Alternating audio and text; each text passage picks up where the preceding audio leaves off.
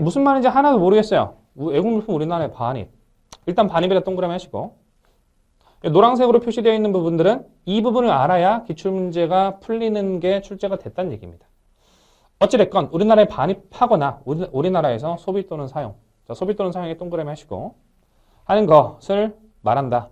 결국에 수입은 지금 문장이 늘어져서 어떤 게 핵심인지 모르잖아요. 제가 동그라미 쳐드렸습니다. 자, 이렇게 좀 늘어지는 법문장은 도식화해서 좀 봐야 돼요. 자, 수입이란 결국 반입 또는 소비 또는 사용이다. 뭐라고요? 반입 또는 소비 또는 사용이다. 반입 또는 소비 또는 사용이다. 이 두 가지 키워드가 수입을 나타내는 가장 큰 겁니다. 결국 우리나라에서 반입하면 수입이다. 우리나라에서 소비 또는 사용하면 수입이다. 뭐를? 외국 물품을. 외국 물품을. 자, 뒤에서도 나오겠지만 자, 이건 기억해 두세요. 관세법상 물품은 딱 두 가지로 나눕니다. 외국 물품이냐, 내국 물품이냐. 그 외에는 없어. 그 외의 구분은 없어. 그러면 결국 수입이란 외국 물품이 대상이에요? 내국 물품이 대상이에요? 우리 아직 안 배웠지만 그냥 직관적으로 생각해봐. 외국 물품이 수입의 대상이겠죠. 내국 물품은 이미 수입되었거나 애초에 신토부리 애들이잖아. 그러니까 외국 물품이 수입의 대상이겠죠. 그죠? 동의했으면 좋을 텐데. 그죠? 자, 어찌됐건 자, 수입이란 외국 물품을 반입하거나 수입이란 외국 물품을 우리나라에서 소비 또는 사용하는 거다. 너무 깊게는 안 들어갈게요. 근데 그 반입을 또 두 가지로 나눌 수가 있겠네요. 자, 외국 물품을 우리나라에 반입하거나 또는 자, 요건 좀 어렵겠다. 외국 물품을 요 괄호 부분 보세구역을 경유하는 것은 보세구역으로부터 반입하는 것을 말한다. 즉 예를 들어 우리나라에 여기 있으면 자, 첫 번째 반입은 외국 물품 여기 배에 떠 있는 외국 물품을 이렇게 들어오면 수입이라는 거야. 동의했으면 좋을 텐데. 자, 두 번째는 자, 보세구역을 경유하는 것은 보세구역으로부터 반입하는 것을 말한다. 자, 들어만 두세요. 자, 보세구역이라는 건 자, 보세란 뜻이 뭐죠? 저기 지하상가의 옷 말고 세금을 보류했다는 뜻이에요. 보세란 말은. 여기서 말하는 세금 뭔가요? 우리 어떤 세금 배우죠 지금? 관세를 배울 거예요. 그래서 관세를 보류하는 구역이라는 거예요. 그런 구역들이 우리 입항지나 공항 같은 곳에 혹은 내륙지 일부에 이렇게 깔려 있습니다. 왜 이렇게 있을까? 배가 이렇게 쭉 들어오면 물건, 외국 물품을 가득 실어서 이렇게 들어오겠죠. 그럼 얘네들 뭐 해야 되냐면 우리 뒤에서 배우겠지만 통관이라는 절차를 거쳐서 외국 물품을 내국 물품화하는 작업이 필요해요. 잘 들으세요. 지금 이 초반이 중요해. 정의 같은 것들이. 그러면 이 외국 물품이 한 번에 우리나라에 들어오면 복잡해 안 복잡해?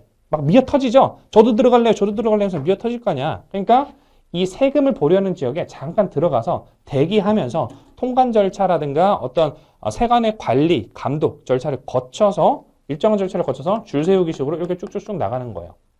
그러니까 보세구역 이 자체에 들어가는 건 수입으로 안 봐. 아직 통관 절차를 안 거쳤기 때문에. 무슨 말인지 아시겠죠? 물론 몰라도 돼. 잘 이해가 안 되겠지. 처음 듣기 때문에. 자, 이해합니다. 네. 어쨌든 보세구역에 들어가는 것 자체는 수입이 안 되지만 이 구역 밖으로 모든 통관 절차 끝내서 들어오는 것, 이 자체는 뭐예요? 수입이지.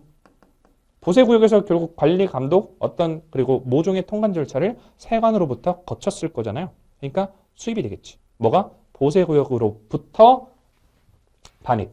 보세구역으로부터 우리나라에 반입되는 거. 그 말이 즉 요겁니다. 그죠? 내용이 너무 어렵습니다. 괜찮아. 이게 제일 어려워. 그러니까 이것만 넘기면 돼요. 그죠? 좀만 버텨. 외국 물품 우리나라에 반입하거나 외국 물품을 보세구역으로부터 우리나라에 다시 반입하는 거. 요건 수입입니다. 되겠죠? 자, 소비 또는 사용이란 키워드를 한번 보시면 자, 우리나라에서 소비 또는 사용하는 것을 말한다. 그래서 외국 물품. 예를 들어 우리 홍콩 갔다 오면 비천향 있죠. 육포. 안 갔다 오신 분들은 그 홍콩 육포 맛있는 거 있어요. 그럼 그거 우리나라에서 어찌됐건 소비하면은 그것도 수입이라는 거야. 당연히 수입이겠지. 외국 물품 먹고 있는데. 그죠? 또는 우리나라가 아니라 우리나라 운송수단. 운송수단이라고 한다면 선박, 항공기, 차량이 있습니다. 운송수단이라고 한다면 선박, 차량, 항공기가 있어요. 운송수단이라고 한다면 선박, 차량, 항공기가 있어요. 5번 말하면 외우겠지. 운송수단이라고 한다면 선박, 차량, 항공기가 있어요. 우리나라 선박 안에서 비천향 뜯고 있으면 그것도 수입이라는 거예요. 되겠죠?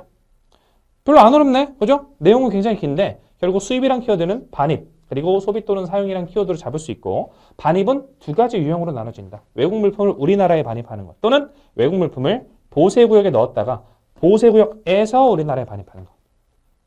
그리고 또 하나의 키워드는 소비 또는 사용이었다. 이것도 두 가지로 나눠졌다. 우리나라에서 육포 쭉 뜯어서 먹는 거. 두 번째는 우리나라 선박, 차량, 항공기에서 쭉 뜯어서 먹으면 수입이었다. 그럼 수입이 된다는 게 왜 중요하냐? 수입이 되면 관세를 내야 돼요. 관세법 14조, 좀 있으면 배울 건데 관세법 제14조에 있어서 수입 물품에는 관세를 부과합니다. 그럼 수입 물품의 대상은 외국 물품이 되고 결국 외국 물품은 관세를 내야 되는 잠정적인 대상이 되는 거예요. 그래서 수입 이정에 해당된다는 건 곧 관세를 내야 될 의무가 생기겠구나라고 생각하기 때문에 굉장히 중요한 정의가 되겠죠. 그래서 출제가 이루어지고 있죠. 그래서 1호 수입의 정의였습니다.